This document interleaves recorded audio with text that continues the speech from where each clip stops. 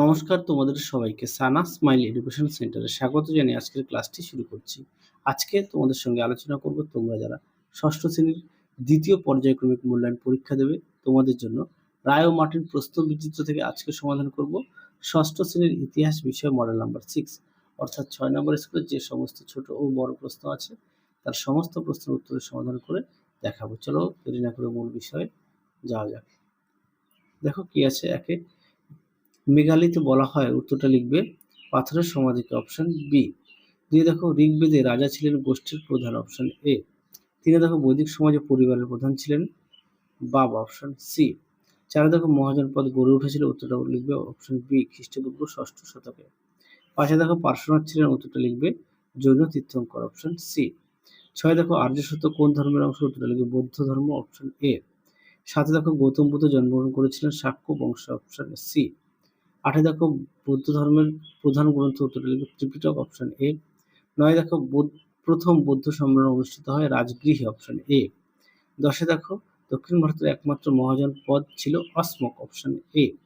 পরবর্তী দেখো কয় স্তম্ভের সঙ্গে ক্ষয় স্তম্ভ মিল, একটা হবে ডি, 2 একটা হবে ই, 3 একটা হবে এ, 4 একটা হবে সি, 5 একটা হবে বি। আশা করি দেখে নিয়েছো। পরবর্তী দেখো সত্য মিথ্যা, 1 একটা হবে মিথ্যা, 2 একটা হবে মিথ্যা, 3 একটা হবে সত্য, 4 একটা হবে মিথ্যা, 5 একটা হবে সত্য। আশা করি দেখে নিয়েছো।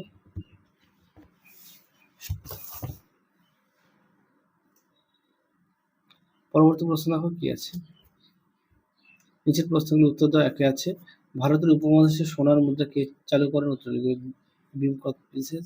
তিনি কোন বংশের শাসক ছিলেন, কুষাণ। দিয়ে দেখো মগধ ও বিজয় মহাজের মধ্যে দুটি পার্থক্য তোমার চোখে পড়ে।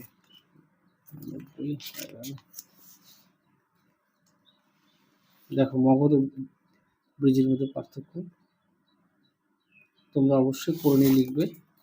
পরে দেখো আর্য সত্য কাকে বলে,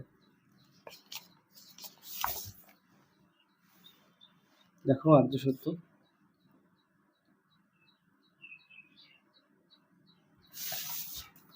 পরবর্তী দেখো কি আছে, বৈদিক যুগের প্রত্নতত্ত্ব সম্পর্কে লেখো।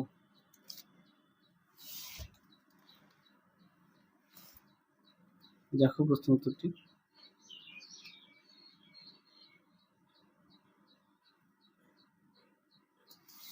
পরবর্তী প্রশ্ন দেখো কি আছে 5 দাগের, যার প্রশ্ন নম্বর 3। একে আছে বৈদিক যুগের অর্থনীতি সম্পর্কে আলোচনা করো।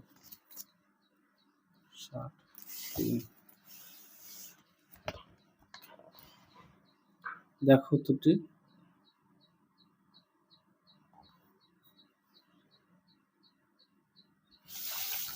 পরবর্তী দেখো 2 দাগের মেগালিথ সম্পর্কে আলোচনা করো।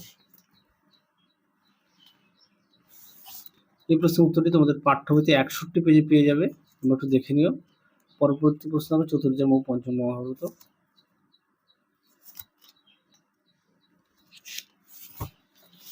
দেখো চতুর্যাম যাতে লিখবে, দেখো উত্তরটি। আর পঞ্চম মহাভারত এই পর্যন্ত উত্তরটা লিখবে। পরবর্তী প্রশ্ন দেখো কনিষ্ককে দ্বিতীয় অশোক বলা হয় কেন।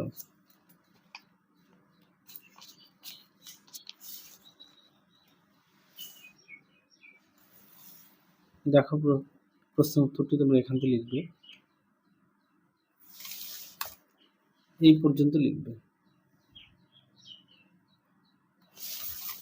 পরবর্তী প্রশ্ন দেখো 6 দাগের কি আছে, 6-এর 1 ত্রিপিটক সম্পর্কে যা জানো লেখো। প্রশ্ন নম্বর 5 40। দেখো উত্তরটি এখান থেকে লিখবে, এই পর্যন্ত লিখবে ত্রিপিটক।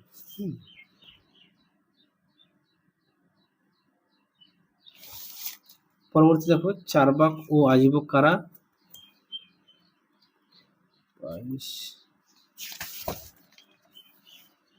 দেখো প্রশ্ন উত্তরটি সুন্দর করে দেওয়া আছে, তোমরা অবশ্যই পড়ে নিয়ে লিখবে।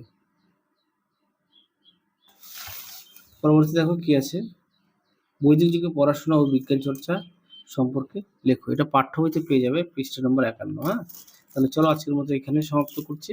আবার দেখা হবে খুব শীঘ্রই তোমাদের পরবর্তী ভিডিওতে। তোমরা সবাই সুস্থ থেকো, ভালো থেকো। আজকের মতো টাটা।